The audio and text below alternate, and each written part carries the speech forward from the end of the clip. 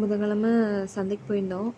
எல்லாம் காய்கறியெல்லாம் வாங்கிட்டு வரும்போது அப்படியே பாப்பாவுக்கு பால் வாங்கிட்டு வந்தோடனேயுமே ஃபஸ்ட்டு பாலை காய வச்சுட்டு அதுக்கப்புறம் சிக்கன் 1 கிலோ எடுத்துகிட்டு வந்திருந்தோம்.